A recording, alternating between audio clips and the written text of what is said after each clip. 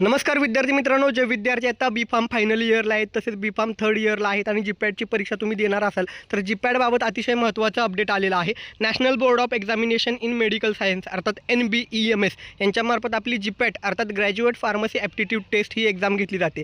या एक्झाममध्ये जे क्वालिफाय होतात त्यांना M.Pharm करत असताना स्टायफंड मिळत असतो आणि M.Pharmच्या ॲडमिशनसाठी एक्झाम अतिशय महत्त्वाची आहे। जीपॅट क्वालिफाय झाला तर तुम्ही या ठिकाणी नायपरच्या एक्झामसाठी देखील एलिजिबल असता।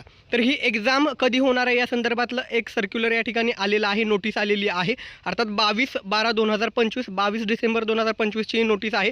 या ठिकाणी बघू शकता तुमचं जे ॲप्लिकेशन फॉर्म आहे ते भरणं उद्यापासून सुरू होत आहे अर्थात 23/12/2025। पण ते बुलेटिन जे असतं इन्फॉर्मेशन बुलेटिन अर्थात एक्झामचे सेंटर कुठले असतील, एक्झामची फी किती असेल, कशा पद्धतीनं फॉर्म भरायचा, तुमच्या ज्या काही शंका असतील आणि जी काही माहिती तुम्हाला मिळणं गरजेचं आहे ती बुलेटिन जे आहे इन्फॉर्मेशन बुलेटिन ते उद्या 23/12/2025 5 वाजताच्या दरम्यान येईल। जेव्हा येईल त्यावेळेस तुम्हाला अपडेट केलं जाईल। त्यानंतर फॉर्म कधी सुरू होत आहेत तर उद्याच 5 वाजल्यानंतर ते फॉर्म सुरू होतील। उद्या कोणी फॉर्म भरायची घाई करू नका। सुरुवातीला या ठिकाणी फॉर्म भरत असताना OTP यायला अडचणी, त्यामध्ये चुका मिस्टेक या वगैरे होत असतात, तर त्यामुळे घाई करू नका। 1-2 दिवसानंतर फॉर्म भरायला सुरू करा। फॉर्म भरण्यासाठी 23/12/2025 अर्थात 23 डिसेंबर ते या ठिकाणी 12 जानेवारी 2026 इथंपर्यंत तुम्हाला वेळ आहे, खूप सारा अवधी आहे, तर घाई करू नका फॉर्म भरायची। डेट ऑफ एक्झामिनेशन कधी असणार आहे तर लक्षात ठेवा 7 मार्च 2026 7 मार्च रोजी तुमची एक्झाम होणार आहे आणि तुमचा रिझल्ट आहे तो लगेचच एप्रिलमध्ये 1 महिन्यानंतर 7 एप्रिल 2026 रोजी तुमचा रिझल्ट येणार आहे।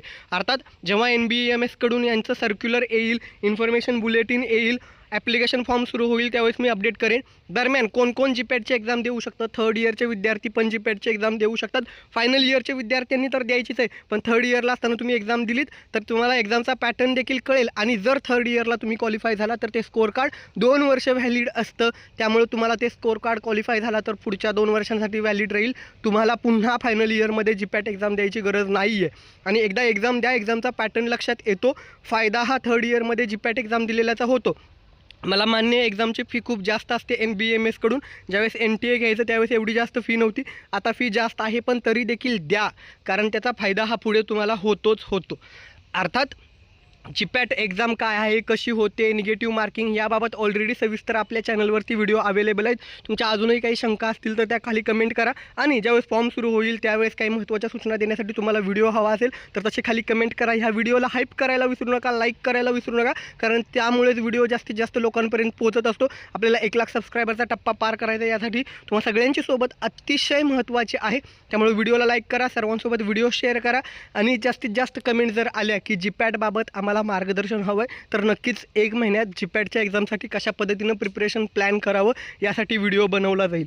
ही माहिती आवडली असल्यास व्हिडिओला लाईक करायला आणि सर्वांसोबत व्हिडिओ शेअर करायला विसरू नका। धन्यवाद, थँक्यू।